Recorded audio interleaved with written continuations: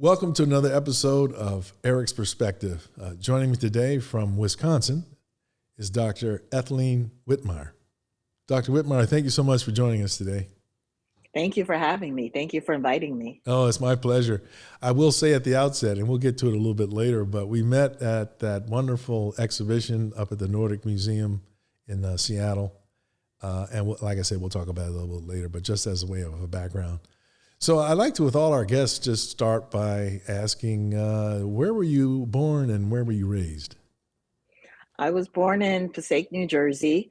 I lived there my whole life through until I went to college. It's a little town outside of New York City, about 11 miles from New York City in northern New Jersey. My mother is still there. My father's deceased, and my sister and brother live in the area. Excellent. And so I'm assuming you went to school in that, I'm saying primary and secondary school in that area as well? And high school, I graduated from Passaic High School, and then I went to Rutgers, which is the State University of New Jersey. I went there for my undergrad. I majored in English and communications, and then I got my master's degree in library service at the time it was called. So I spent almost half my life in New Jersey before going to grad school in Michigan. Okay, and where did you go to grad school in Michigan?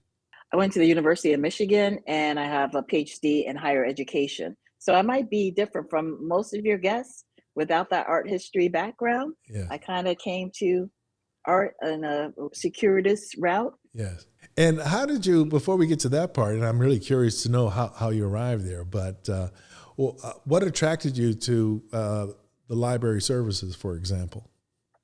I've always been passionate about libraries. I always went to libraries along with my older sister, and she also has a library degree. She went to Rutgers before me for her undergrad and also for her master's in library service, and worked at New York Public Library, and she's still in the library field. I ended up working at Yale University for 2 years. And then working at University of Wisconsin, not to get too far ahead, as a professor in library science for almost 20 years. Oh, okay. It's just been a passion of mine. That's fantastic. And I think that's, I remember my career in college and graduate school and so forth, and what a tremendous resource it was, and a necessary resource is the library that can be oftentimes overlooked. I mean, the value of it, especially in this day and age. Right. So at Yale, I'm assuming you worked, because you mentioned Yale University, you were working there, I'm assuming in the library system there? Right. When I finished my coursework at the University of Michigan and I finished my exams, I worked there for 2 years as a librarian in residence. It was a program to get more people of color into the libraries. And it was like a medical residency where I worked in different types of libraries. I mean, initially, I'd worked as an administrator at Rutgers, and I was going to get my PhD in higher ed administration. But because I had the library degree, I started looking at the role of the library in academic institutions. And so I ended up, working while I was writing my dissertation at Yale University. And then I ended up coming to the University of Wisconsin and once I went on the job market. Very good. Excellent.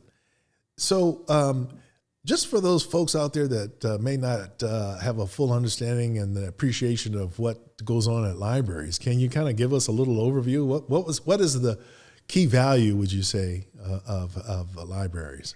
I think it's just the resources. Usually libraries are divided into technical services, people who do the cataloging. I've always worked in public services as a reference librarian. I taught reference courses.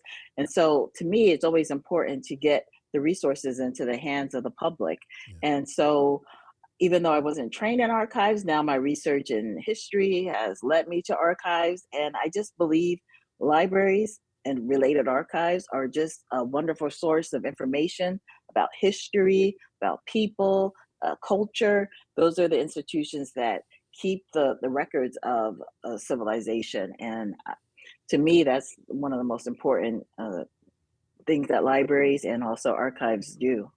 I was a history major in college, and I'm a big fan just in general of researching history and so forth. So I can't emphasize enough the importance of and echo what you just said about the libraries. And so I want to just say to everybody out there, I encourage you to continue to support the libraries as well as utilize their resources.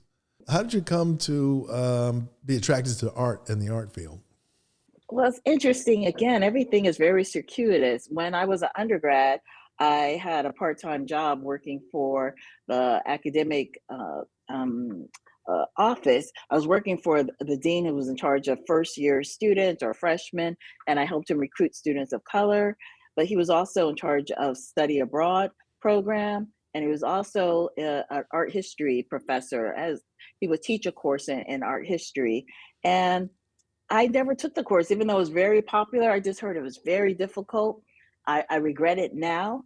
But one thing he wanted and thought was very important for me, I'm a first generation college student too. I've never traveled abroad, was for me to go abroad. And so I actually did it a little differently. When I graduated from Rutgers, he gave me an opportunity through a scholarship to go to England for the summer, 6 weeks. I didn't need the credits, but I studied literature anyway. And his name is Dr. Seth Gopin. He still teaches through the Y, the 92nd Street Y in New York City, and also on the Cunard ships.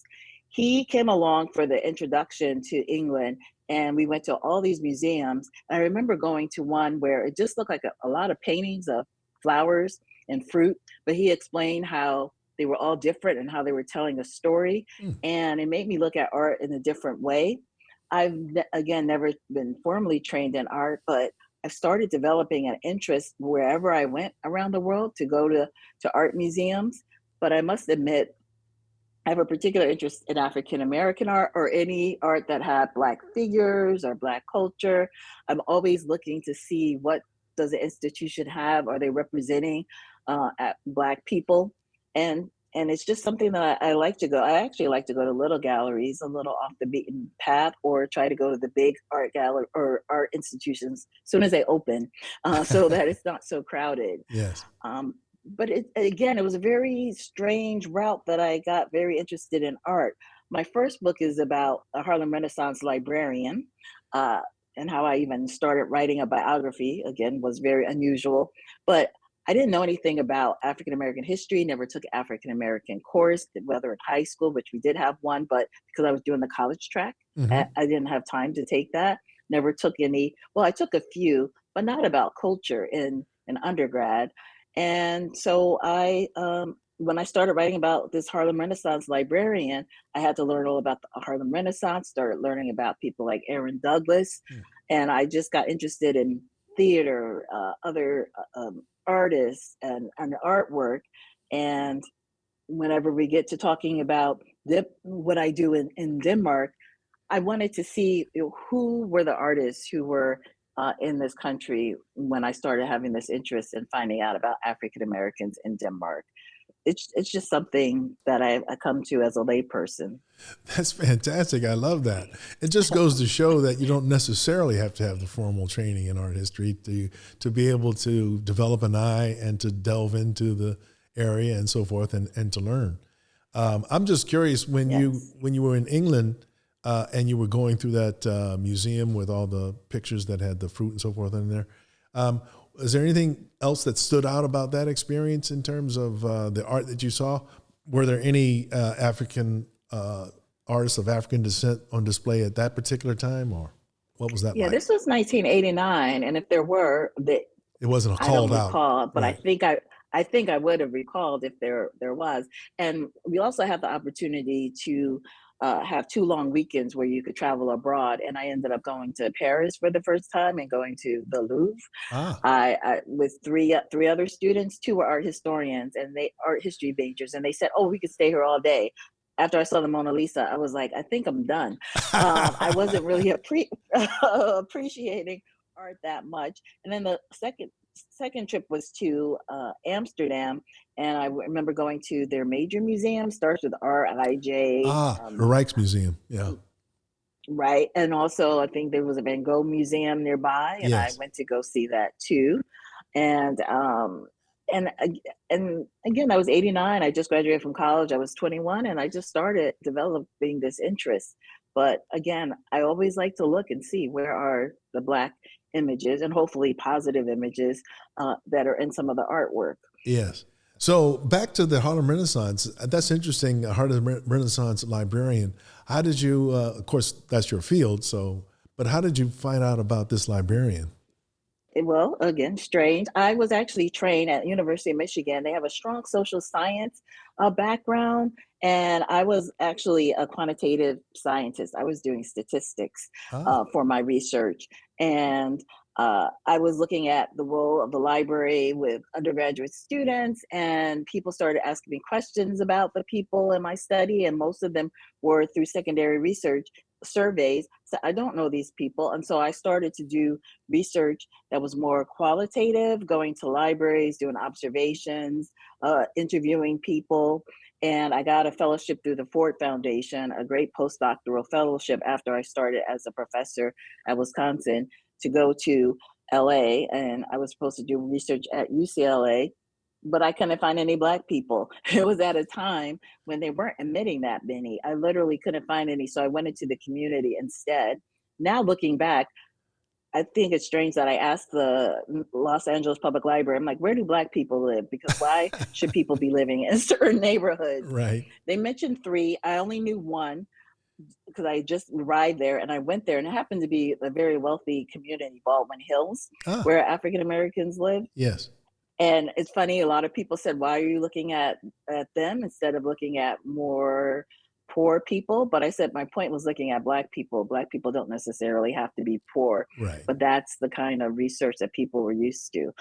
But libraries are terrible places to do ethnographies because people whisper, and I still wasn't getting that much information. But I started to do background information on public library services to African Americans because I had always been in academic libraries. Yes. And I came across this article, I think it was called The Place to Go, and it was about the 135th Street branch in Harlem, and how when people went to Harlem during the Harlem Renaissance, one of the first stops that they had, and most of their memoirs reflect this, is they went to the 135th Street branch after going to the Y to go get a place to live. Yes. And they would go there to do research, um, to read the poems, literature. Sure. And Regina Andrews, who happens to be the librarian I wrote about, was from Chicago. She was sent to the 135th Street branch because she was Black in the 1920s. That's where they sent all of the librarians, and she was part of that. And so she developed a salon, and she invited people like Langston Hughes and County Cullen. Oh, wow. And there's a very famous photograph of 5 African American men that include E. Franklin Frazier, and that was taken on the rooftop of their apartment building at 580 St. Nicholas Avenue. And according to a lot of Harlem Renaissance books, that was also the place to go. They said, you just tell the cab, take me to 580, and they would take you there. Wow. And so she knew all of these people, and her roommate, she had two roommates, and one of them worked at the National Urban League. And so they had the contest for, plays and poetry and writing. So they got to know all of the who's from the Harlem Renaissance too. And when Zora Neale Hurston went to New York City after winning one of the contests, she slept on their couch. And No again, they knew way. all the people.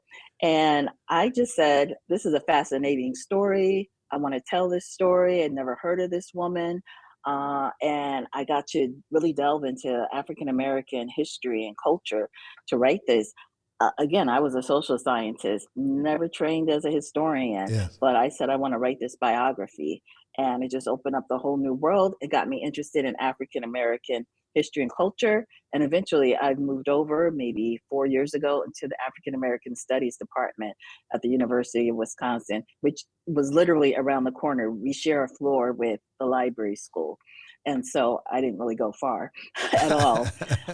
Yeah, so I ended up like teaching first one course for them about African American women, and then started to teach courses on biography, autobiography, archives, and I became the chair of the department. That was also not planned for the last 3 years. Congratulations, Yeah, by the and so way. that's how, just based on this one book and this story, and then actually when I was writing the story about Regina Andrews, I went to Denmark kind of on a whim, and that started a whole new area of research. But that is so exciting to hear you talk about Regina Andrews, by the way, because until you mentioned her name, I had never heard of her before. And I think that's a shame on my part, and probably a lot of the viewers and listeners haven't either. I would encourage everybody listening and viewing to get the book. Can we just right now just say the There, title, and we'll make sure that have it at the end too. What's the title of the book again? I'm Sure, sorry. it's called Regina Andrews, Harlem Renaissance Librarian, and they are actually going to put a plaque in Harlem. I guess next, no, not next month, but in May. There's a cultural organization. They're going to actually give out the books to the adults who come to this unveiling of this plaque. Oh, wow, that's So exciting. she was also the first African American woman that had her own branch of the New York Public Library. Took a lot of fighting. She knew W.E.B. Du Bois. Oh my Her father goodness. was a major defense attorney in Chicago. He knew Ida B. Wells. He was kind of like a Johnny Cochran of the late 1800s, early 1900s in Chicago. So I actually wrote about him too. It's just a very fascinating background and history. And so Well, that's why we include her middle name, Andrews, because her father was well known back ah, in Chicago too. I see. And what was his name? Actually, his name was William G. Anderson, but his nickname was Habeas Corpus Anderson because he used the writ, the writ of I habeas love it. corpus to free. There was one newspaper title said he freed 1,000 people from prison. Not sure that was true, but he had white clients and black clients, which was unusual because the white clients they wouldn't get success in terms of their cases, and so they would go to him. And the black newspaper said they went to our man William G. Anderson to help get free. And so it's just been a fascinating dive into history. Oh yeah, of course. And what's so exciting for me to hear about back to Regina Andrews is how she was like more than a librarian. It sounds like she was organizing these events and bringing folks together and helping really to helping the culture big time, more than just a librarian, wouldn't you say? Right. Her roommate said that she was the glue that held people together. And Regina actually gave a speech where she said, "We must be more than librarians." And that was the title of the speech. Oh, Yeah. So she would invite people over to the salon. Langston Hughes would read poems. County Cullen went to school nearby at Columbia, and he would come over to the salon and say, "Can I read you a poem?" oh wow. He was writing about going to clubs, though he had never gone to a club. So they said, "You need to go out into a club and go meet people." Yes.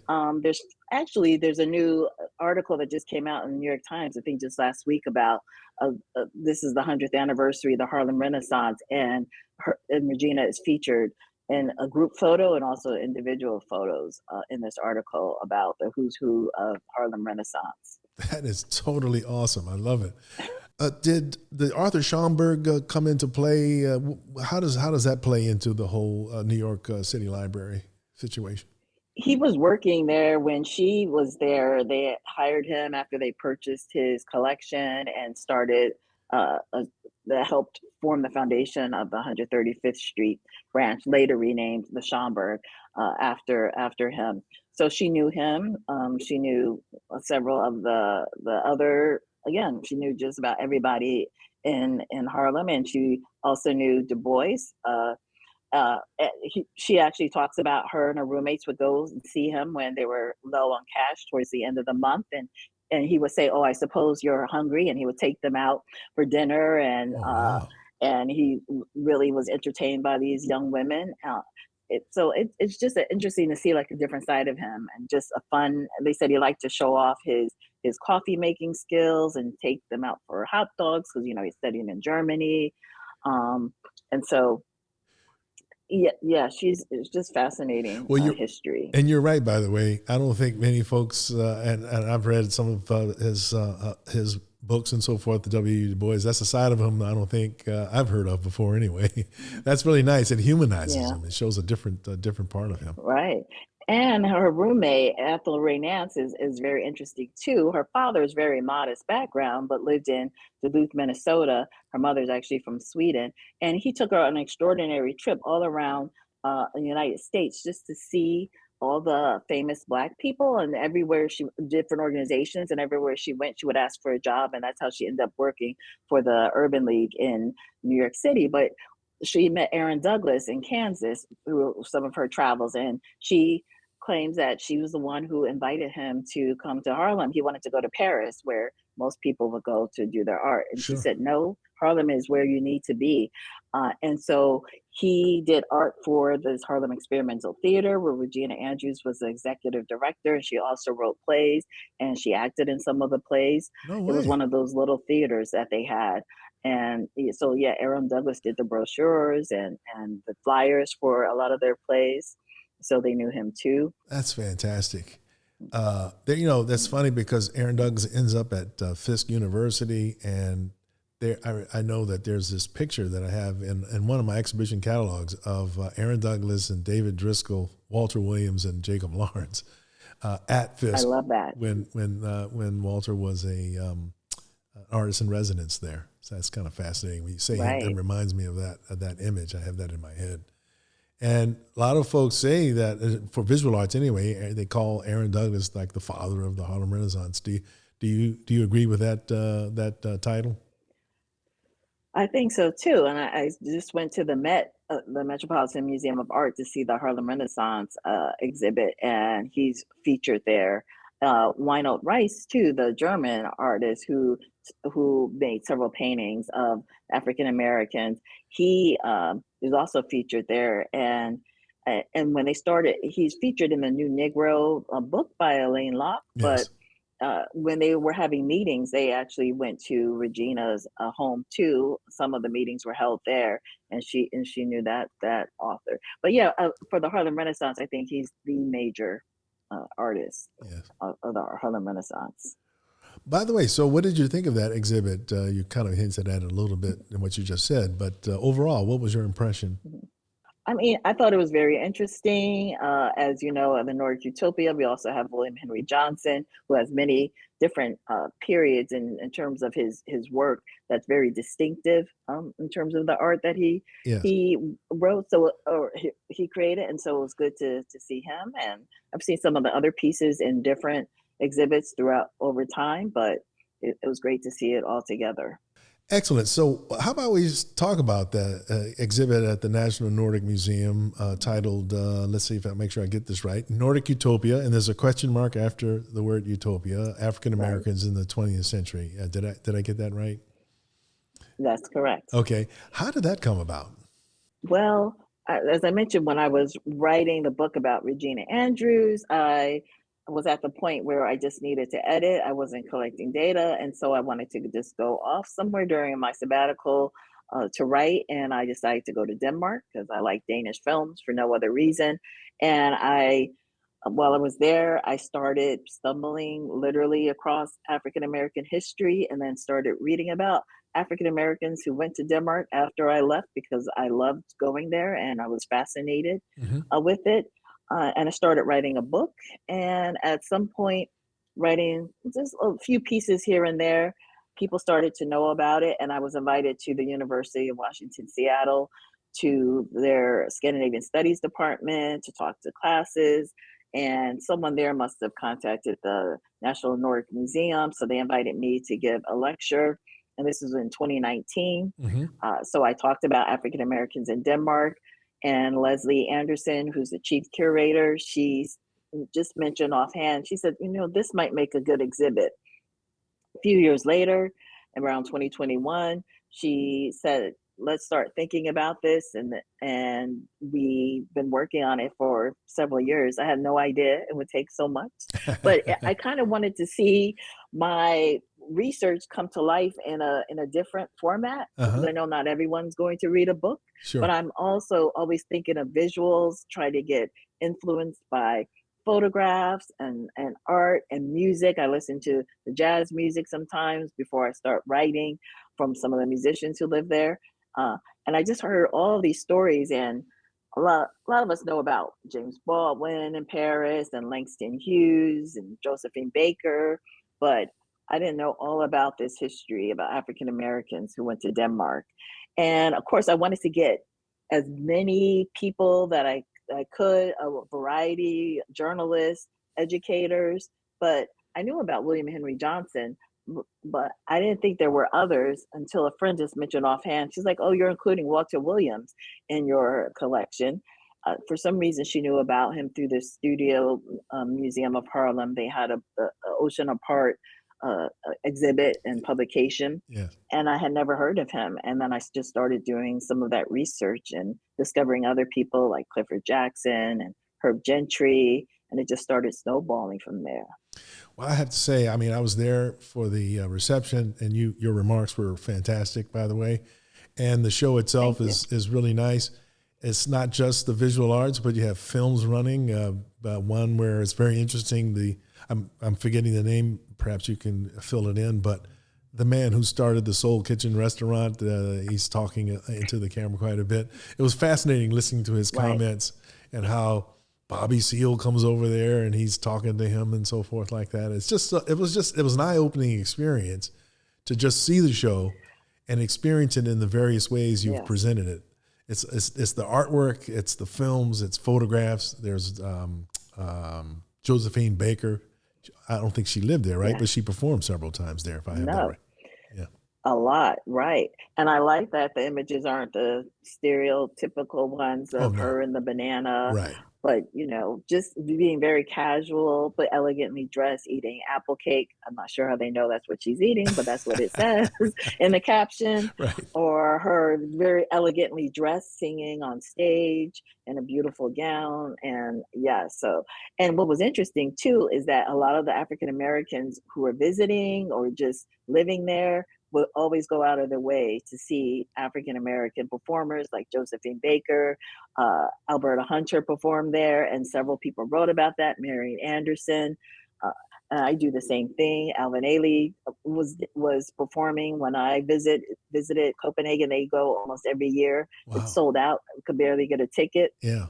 And so people were they were missing home. They wanted to see someone from home, with a performer or even a talk by someone like Booker T. Washington went and the standing room only giving a speech. Well, that was one of the things that you said at the reception that I found I never knew about that before. And it was so interesting to me that takes us back in time, right? When Booker T. Washington shows up and he's 1910. And there's actually photographs of him, and he's standing in one photograph in front of a huge American flag. He said people were singing American songs to him, waving the flag.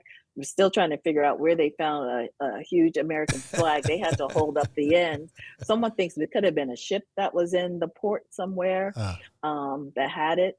But yeah, there's beautiful photographs of him, and he's on the front page of the newspaper saying Booker T. Washington arrives today. That's amazing. In Copenhagen. Do you know why was he there? Why did he go there? He was going all over Europe. He was supposed to go on vacation, but he said, I was born into slavery. I don't even know what vacation is. I thought that's what white men did. And so he decided, instead of just relaxing, to study the poor people, or what he called the man farthest down on the totem pole. Yeah. In different countries. So he was going to Poland, he was going to Germany, and so Denmark was just one of the stops. But he was feted by the editor of the newspaper. He was put up in this hotel that's still the 5-star hotel. Even though he's looking at the peasants, he was staying. He's like, he said, I don't need to stay and live with the peasants. Right.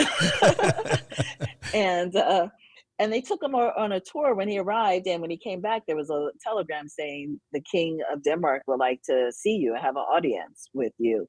And first he's like, well, I have to see the peasants, but I guess I have time to stop by in the beginning. And he met with the king, and then the king invited him to dinner that night. And he's thinking, I have to go see the peasants. This is all of what he wrote in his travel narrative. So he was able to squeeze in.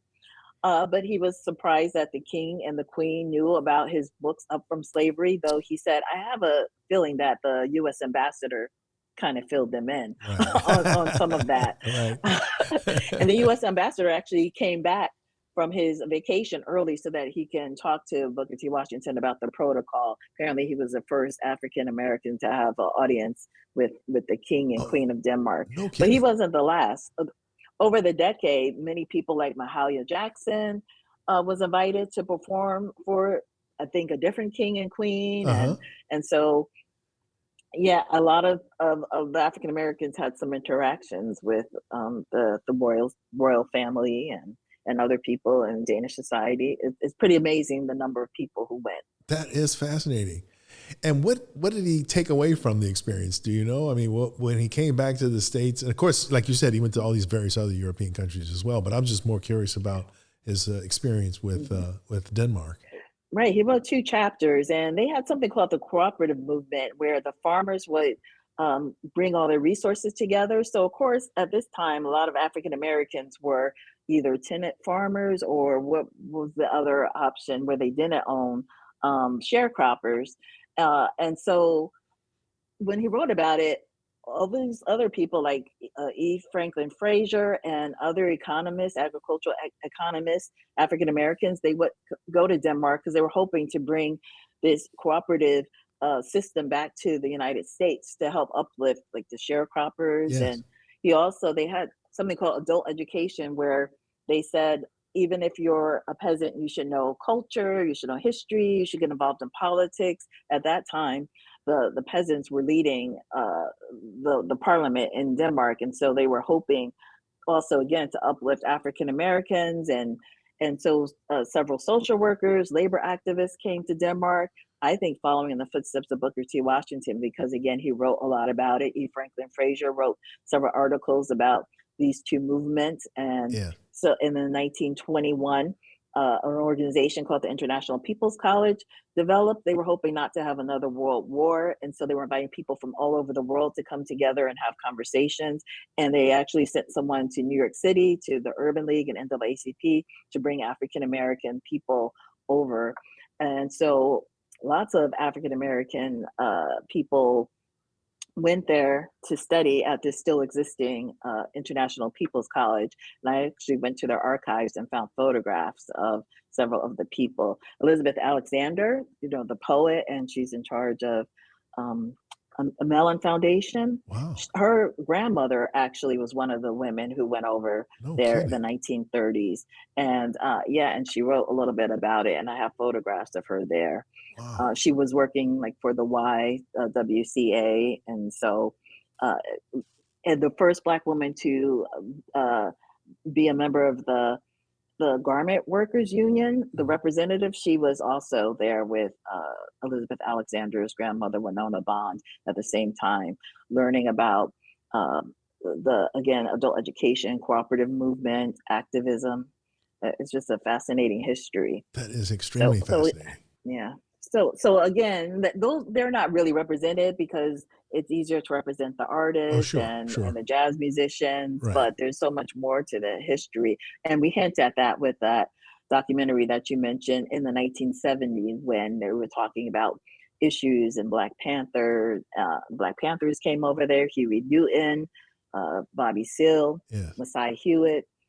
They all went to spread the word about what was going on in America. Yes. And, the musicians, too. I was noticing Dexter Gordon spent a lot of time there, right? I mean, he's pretty well almost represented. 12 years. He recorded over there as well. I mean, there's albums that indicate that he's recording in Denmark. He said it was one of his favorite cities in the world. He was there for about 12 years.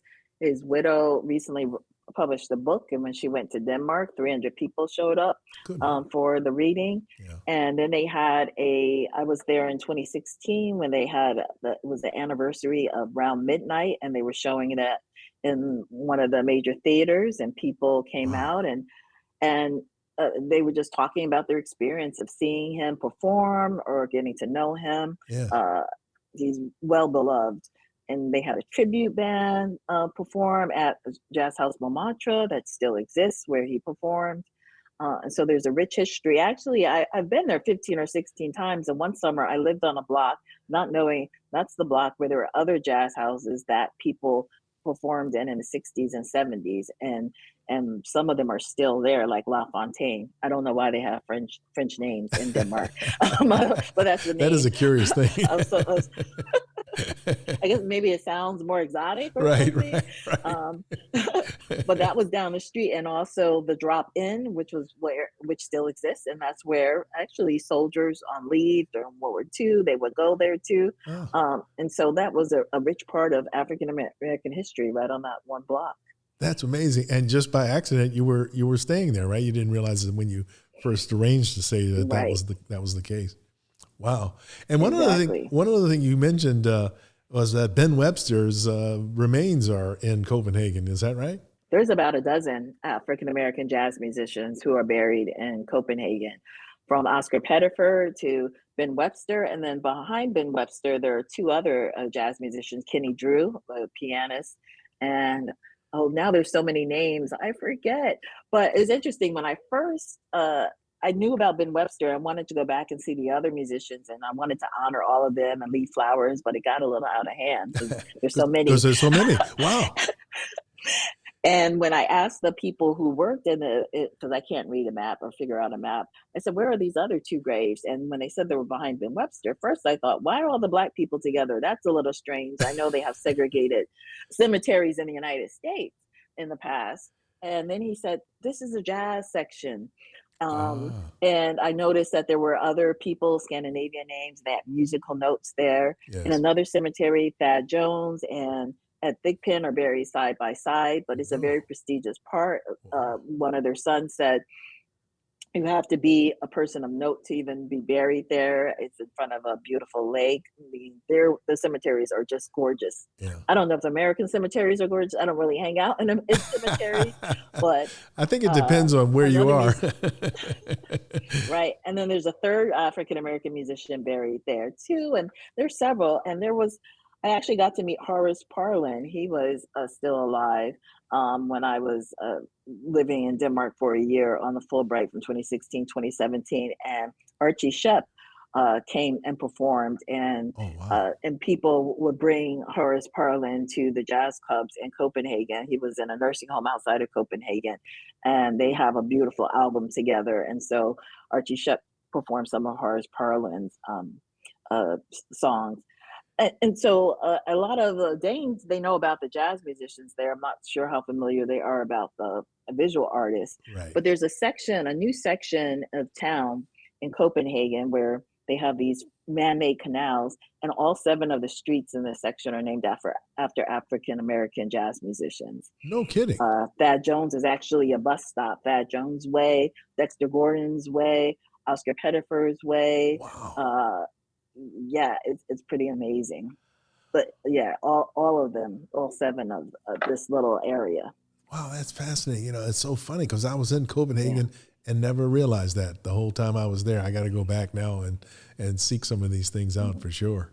Wow, that's really fascinating. Yes. And then there was a dancer whose relative was at the reception, right? Last name Crutchfield. Did I get that right? Right, Doug Crutchfield, right. So he lived in Denmark, but also had a school in Sweden. And after the reception was over, I contacted the son of Sahib Shahab, because we had a video of him walking around Copenhagen in the exhibit. And I told his son Jamil about that. And then I mentioned Doug Crutchfield. He says, oh, I know Doug. He said, my sister took classes with Doug. And so it shows you it's such a small network that they all knew each other. Yes. And again, I think I mentioned Doug Crutchfield. He bought art from the African Americans there. He had that in his collection. Wow. They also bought art from each other. There's a photograph of Ronald Burns, one of the artists in the exhibit, in his studio. And in the background, you can see a very distinctive Herb Gentry painting is there. I know he had a Walter Williams painting when I went and visited him in the studio, and they knew each other. They both arrived in Denmark in around the mid-60s. And so they definitely knew each other. And because it's such a small world in general, small country, but the African Americans, they knew each other, whether they hung out or not or socialized, but they were in conversation with each other. But definitely the jazz musicians hung out because they were performing together. Yes. So the show, I can't recommend it enough. As we're recording this, of course, it may air at a different time, but as we're recording this is the end of March. The show will be up until, I think, the end of July, correct? July, right. And then it will go to my university, University of Wisconsin, their Chasen Museum, in August through November. And then it will go to New York to Scandinavia House starting in late 2024. So it will make its way across the nation, in the Midwest, and then to the East Coast. I love that, because then it gives more people the opportunity to see it, which I strongly urge everybody looking at this and listening to this to do. For sure, check out the show. It's not just going to be in Seattle, as you pointed out. It's going to end up at the University of Wisconsin and in New York as well. Mm-hmm. And we'll make sure to highlight that at the end too. So there's a question mark after Nordic Utopia. And to me, that suggests that, maybe the motive was to maybe get away from the oppressive environment in the U.S. and find more freedom elsewhere, in this case, the Nordic countries. But it's not all roses, right? It's not just a romantic thing. I mean, there's some realities involved, right? Like maybe homesickness and other things. Can you expand on that maybe? Well, there's several reasons for the question mark. Yeah, it's difficult to be an immigrant in another country, again, missing family, home. A lot of the people who immigrated, the African Americans, were actually often in their middle age, and they had a first marriage and children, like Walter Williams, who he had divorced his wife, and then he started another family. He married a Danish woman, Marlena, and he has a son there in Denmark. Yes. It's difficult. I met the son of one of the jazz musicians, and he never met his siblings in the United States. They're Facebook friends, Yes. but they've actually never met each other. It's actually Thad Jones' son, and Thad Jones, if people know jazz history, had two famous brothers, Elvin Jones, who played with John Coltrane Tremendous and Eric drummer. Dolphy, and right, and then Hank Jones, the pianist. And I believe it was Hank Jones who was performing in Copenhagen, and so Thad Jones' son, he died when he was 6 when his father died. He went to the concert. He had never met his uncle, but he was in the audience, and when his uncle looked out, he totally recognized. He's like, "Oh, this is my brother's son." He could recognize him from Wow. Just by looking seeing like him. his brother, Yeah. just by seeing him. So there is some of that must be very difficult. Sure. But I think the question mark really was to say that it's not a utopia, these Nordic countries, for every Black person there. A lot of the people who are born and raised there, they're not treated as well as African Americans, who were often either celebrities or just very educated. I mean, to be there and just visit, to go abroad to get a passport, you have to have a certain kind of level of education Sure. or money. Yes. Most of the people had very extraordinary backgrounds. There was one man who was working on his PhD. His father was a college president. His uncle was a college president. I said, wait a minute, who are these people? They were actually the Huberts of Atlanta. They have our own archive, and his grandfather was born into slavery, but when he got out of slavery, he made sure all 13 of his children got a college education. They all went to Morehouse or Spelman, except for I think one rogue person who went off somewhere else. And so this is in the 1930s when most Americans weren't going to college, and yet to be a second generation PhD person was extraordinary. So that just shows you how unusual. But yeah, so there's now a new Black Lives Matter movement going on in Denmark. I attended some of the sessions. I've got to know some of the activists who are fighting to be treated well, whether the same issues in housing, for jobs, the criminal justice system. I don't know if they've changed, but in certain neighborhoods, they were going to actually give people more time if they committed the same crime in one neighborhood versus the other neighborhood. Oh my goodness. I mean, I want to say America has an equitable justice system at all, but at least they pretend that they do. And pay lip service to it anyway, right? Exactly. That's supposed to be. And so I remember reading an example. It wasn't a Black person, but a person of Middle Eastern descent who said she pretended that she spoke English when she would go to stores so that she got treated better. If she spoke fluently in Danish, then people would think, oh, she's a child of an immigrant. Why would this person know Danish? And then also a lot of the people, they don't really call themselves people of color, but if they go to stores or have any interactions, people will often speak to them in English, even though they might speak in Danish. This gives you a sense like, oh, you don't belong here, or we don't think that you're one of us. Or some people even say you'll never be Dane unless your great-great-grandfather was Danish. And so some of the people struggle. So there is that privilege of that blue passport or being American. either A, they don't even think you would stay there. Like, why would you leave the United States to come to Sure. Denmark? Or again, you're some kind of celebrity. Yes. And so you're treated a little better. Yes. That's a good point. Having done the show, having done the research for this exhibit and everything, are there, I mean, you've touched on a lot of things, but is there anything else that stands out that you got from all of that effort to put this exhibition together? As I was writing the museum labels, which I didn't know, I never thought about who does that. Apparently, I do. Uh, along Very with the informative chief too, by the curator, way. I was reading them. right? Well, the other person had more expertise in art history, Leslie Anderson, the chief curator, and I did more of the biography. But as I was reading through the biography and reading through like some of the publications you did on Walter Williams, there seemed to be something missing by being abroad, or something that people felt that they were missing out on, or people like oh, the man who lived in Finland, Howard Smith, where he felt like, oh, I have to go back home for several years.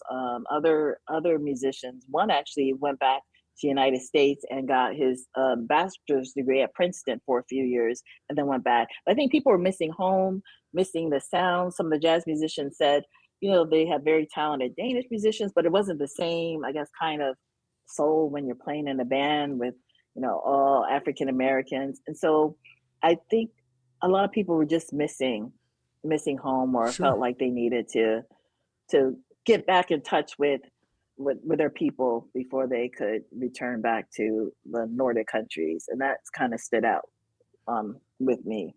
And that's understandable. I try to imagine myself in that situation. If you grow up a certain place, even if your experiences were not so great, but you still have family, you still have some positive memories and stuff like that. It's kind of hard to ignore it, I guess, or just not have any kind of feelings about wanting to get back there.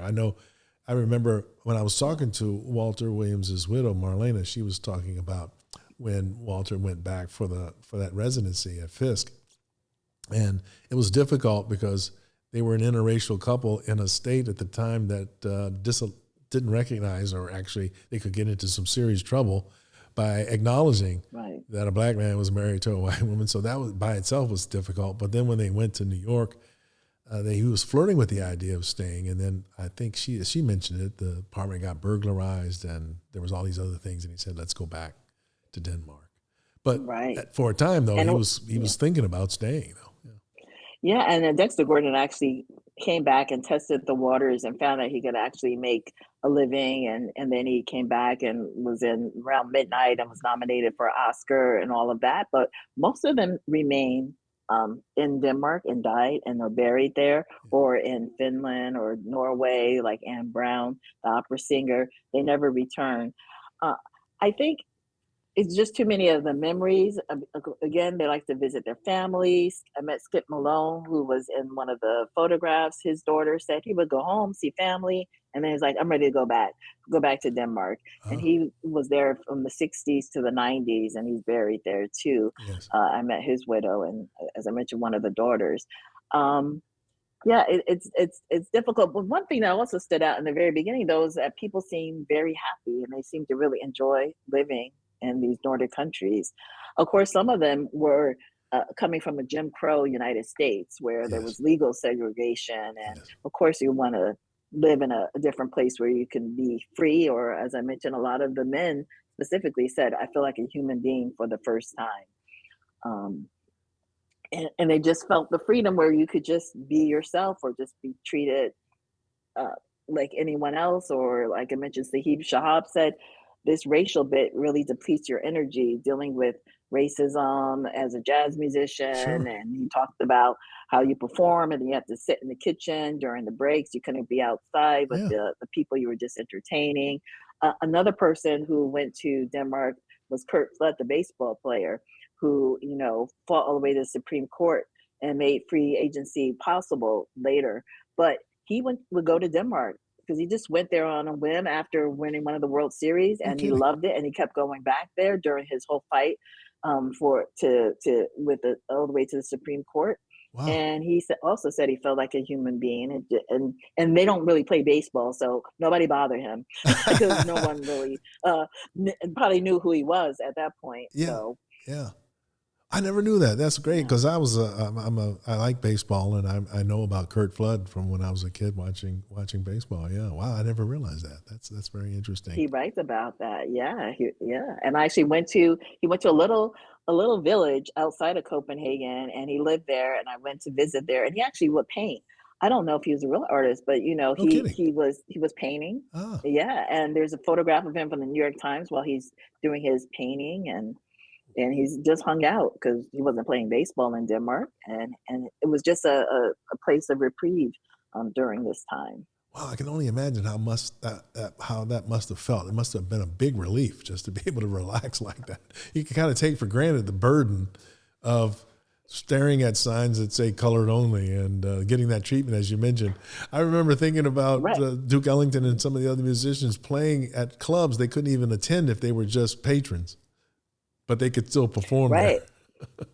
That's incredible. Or I watched a documentary about Curt Flood, and when he moved one place, well, first he said he offered a play, and then the black players couldn't go out and eat with the other players. They would go to bed hungry. They couldn't stay in the same, hotels.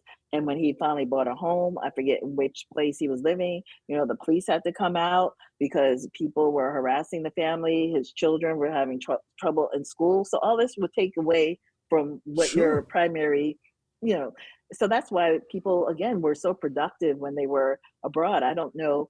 I mean, it seemed like Walter Williams, he was very productive while he lived in the United States, but he was able to support himself. There were struggles as any artist. He was teaching classes. David Driscoll, I actually met him, and he said that he had about 40 years of friend letters between the two men in his archives, and I was able to read them and see some of the struggles, but also how great David Driscoll was in terms of trying to help him sell his stuff in the United States. And I, Yes. I know Elaine Locke was trying to help William Henry Johnson sell his things. So Yes. By the way, so they maintain these ties. I'm glad you brought that up because I remember some time ago I was doing a little research on Mildred Thompson and um oh gosh, why am I blanking out his name? The head of the art department at Howard University, um, James Porter. Porter, Yes. Porter, And right? I was just looking at some of the correspondence between Porter and Mildred Thompson's parents. He was more than an artist, more than the head of the art department. He was an advocate. He was helping to help her parents accept the fact that she was an artist, for example, helping her with getting scholarships and display opportunities. It was amazing the added role, and I think David Driscoll probably was following in the footsteps of James Porter, this sort of going beyond their job description to help a fellow artist or an artist that's coming through the ranks behind them. I just think that's Right. an admirable thing, and it's really just I mean, beautiful. yeah, because David Driscoll got Walter Williams that fellowship to come to To Fisk, right, Fisk, for that exactly, that time. exactly. Right. But how did you get interested in Walter Williams? They told me I could ask you questions too. Please do, absolutely. So it was David Driscoll that introduced me to it, and then I became aware of his work because the thing about Walter that I liked so much was obviously his art and how much he devoted his time to it. But there were so many other interesting aspects. I was told that he always regarded, if you notice, there's very few pieces that are painted on canvas. And he once said that, it was so expensive that it put pressure on him and inhibited his ability as a creative person to create. So he went to the lumber yards in Copenhagen and outside of Copenhagen and got these scraps and stuff, and he's painted on board all the time. And for him, that was a way to free himself up as an artist. Those kinds of stories, in addition to the actual art itself, is what attracted me to him. And I had the good fortune of spending a couple of different times. I went to Copenhagen myself to spend time with Marlene. Unfortunately, I never got a chance to meet him. He died in '98, and I didn't get around to appreciating his work until Right. later than that. But it seems like his art is becoming. appreciated more, or African American art in general. I look at these different auctions and they're selling at record prices, including one of Walter Williams' pieces that was in the Ebony magazine's collection when that went up for auction. But of course, people have always, who know art history, have known him. But I think in general, one of my goals with this exhibit is to introduce the people who don't know some of Well, them, that's the thing. When the he artists. exactly, so when he goes to Denmark, I mean, he's showing in different New York galleries even while he's in Denmark. But I think going to Denmark, it kind of the U.S. audience wasn't really tuned in that much. And yet he has this one distinction that I think is just remarkable. At a time when the Whitney was being criticized for not really representing, supposed to be the Whitney Museum of American Art, and black artists were very sparsely recommended. He was in the biennial like 5 or 6 consecutive times. And to me, that's a remarkable tribute to him as an artist. Yeah. And by the way, thank you so much. You were telling me that you were using the article I had written that was in the International Review of African American Art. That was a labor of love to even put that together, and it kind of helped me. The process of researching and writing helped me to understand him better, and it was just a joy to engage in that. But thank you very much. And that book, The Art of Walter Williams, too, is absolutely gorgeous. Thank you. I told you, I can't believe that took place when I was living in Los Angeles. But at that point, I didn't know anything about Denmark or about this whole story. Yeah. And so I didn't know. Yeah. Yeah, I wish you could have come. That was a nice thing. But again, David Driscoll was very instrumental. A lot of the photographs that are in that catalog came from David's archives. And he was very generous with just not only telling me about him, but making it available, those photographs, so that I can include them, which was really fascinating. And the Driscoll Center, they loaned 2 pieces that are in the exhibit. The Studio Museum loaned to Herb Gentry. And so I like that that a lot of their art was in Danish museums and Swedish museums, and also in Iceland, Finland. And so a lot of them were able to loan the art. They have the art of these African American men in their permanent collection. Yes. And so, well, I actually have to say that was so rewarding for me in 2002. 2 of the pieces that are in the show that have been loaned by the Driscoll Center, I sold to Sandra and Lloyd Backus, and that both of them sadly passed away. And upon their death, they gave it to the center, and the center then in turn loaned it to this museum for the exhibit. So it's like a homecoming for me in many ways to see those pieces. It was really heartwarming. Again. Yeah, it was fantastic. Nice. Yeah. Very nice. Any other questions? I'm open to any other questions you might have too, by the way.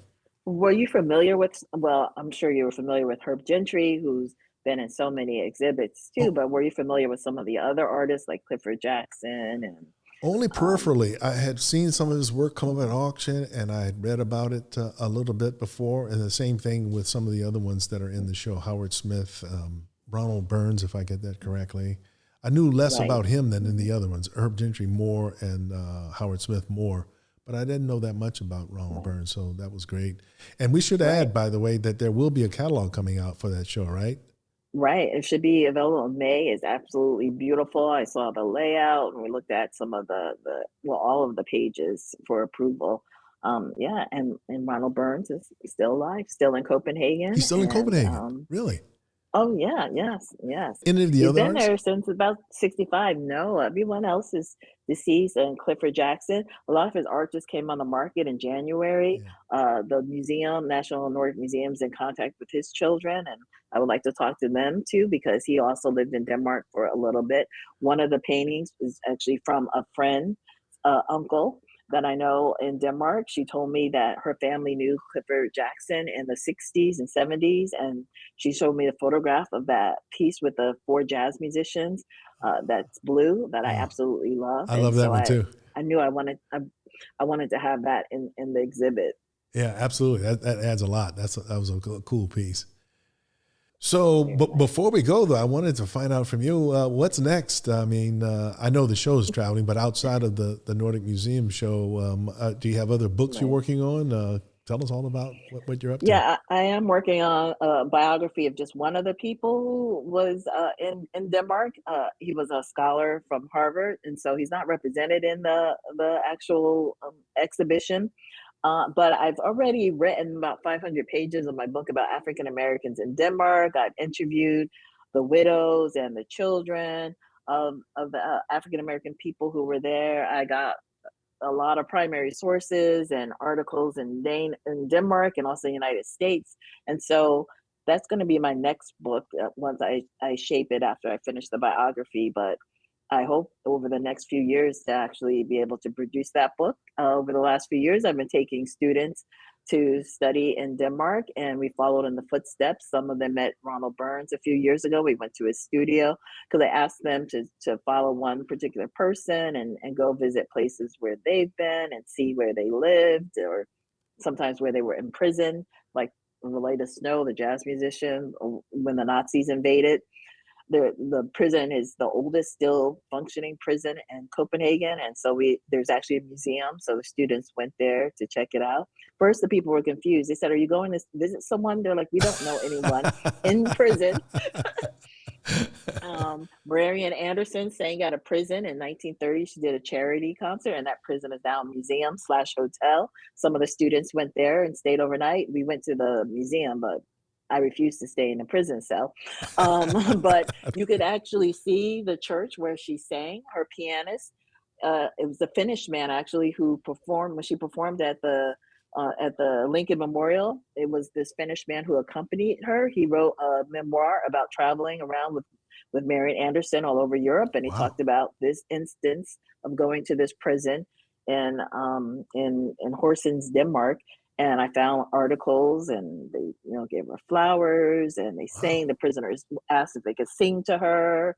They actually thought she was so talented, thought perhaps she was Swedish with the last name Anderson, that maybe that's where her talent came from, but she's not Swedish at all. Yeah, so there's so many fascinating stories that are not even covered in the exhibit that hopefully people are very interested in the book, and and again hear about some people who used to be famous or might not be famous now or famous back in the day, or some people who are very obscure that most people have never heard of, who had really fascinating experiences in Denmark. So Well, I that's what hope to bring that'd be great. that I, out. I would be looking forward to that. That's especially interesting to me anyway. People that I'd never heard of before, all of a sudden, and they did all these wonderful things that we should know about, but don't. So that'll be something we Yes, should all be looking forward to. So the first book though is the right. Regina Anderson book, correct? About when Yeah, it'll be 10 years in May. Yeah, that it came out 10 years ago. oh, it came out, so it's already available, right? Oh, Okay. it's out. Yes, yes. Okay. So, yeah, And then people are still buying it. I'm going to do the same Yeah. after I finish this recording. Oh, yeah, and then I'm working on a biography of Reed Pegram. I'm under contract with Viking Books, Penguin Random House, and so maybe it'll be out in 2025 or 2026. And so I'm writing about that. He lived in Denmark he got stuck there. He went to visit, and World War II started. But he was the man who was in love with a Danish man that he met in Paris, and then they ended up going to Italy and got captured by the Nazis. And so he You wrote letters from, like 200 letters I have that he wrote from Paris, from Copenhagen, and from Florence, Italy while they wow, were there. And so I wow, know what was happening in Copenhagen. He met Relata Snow. Even though wow. he didn't like jazz, he's very into classical music, but um, he wrote about jazz because it seemed like the thing to do. And he met other African American, well, there couldn't have been many, probably 10 at the most, probably less than that, in Yeah, Denmark at this time period. And so he interacted with them and met them. And so it's interesting to see that. that's fascinating. I remember you Yeah. mentioning that at the talk at the museum, and you were saying that he escaped, right? He escaped prison and successfully, right? Right, and they ran.